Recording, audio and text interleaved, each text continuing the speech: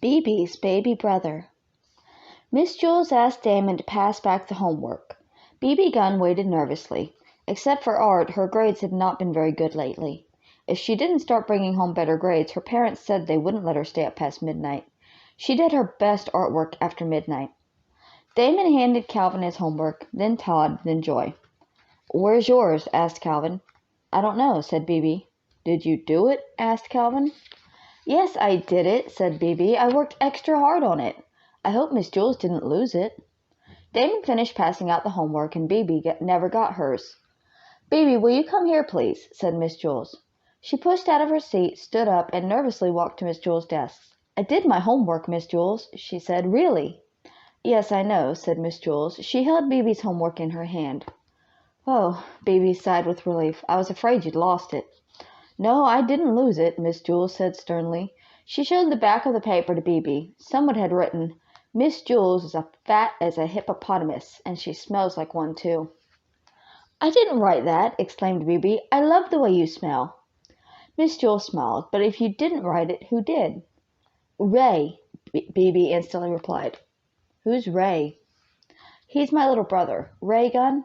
He must have snuck into my room after I was asleep. He's always playing mean tricks on me. He knew how hard I worked on my homework." "Well, we'll show Ray," said Miss Jules, and she gave Bebe an A+. "There, I don't think he'll try that again." "Thanks," said Bebe. "You may have a Tootsie Roll Pop, too," said Mrs. Jules. Bebe took a Tootsie Roll Pop out of the coffee can on Miss Jules' desk and then returned to her seat. She proudly showed Calvin her A+.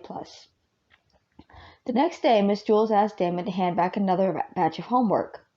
"How come Damon always gets to do everything?" griped Kathy. "I'm sorry, Kathy," said Mrs. Jules. "Would you like to pass back the homework?" "No," grumped Kathy. "I'm not your slave."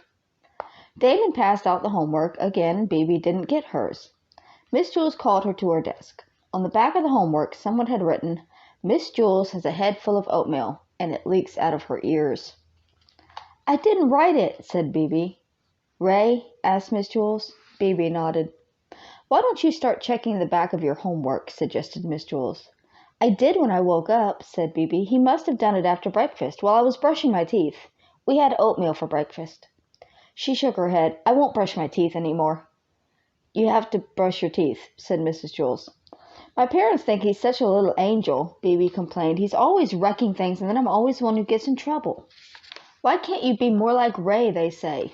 "Yesterday he threw all my underwear out the window, and then my mother yelled at me for it. She wouldn't believe that her darling son would do something like that." Miss Jules gave Bebe another A+ and another Tootsie Roll Pop. For Friday, everyone had to write a report and read it to the class. Bebe wrote her report about George Washington. She stood in the front of the room and read it out loud. "George Washington never told a lie. Not like Miss Jules. She lies all the time. That's why her nose is so big, and she snores when she sleeps, so Mr. Jules has to wear earplugs." Everyone was laughing. Bebe stopped reading. "What's so funny?" she asked.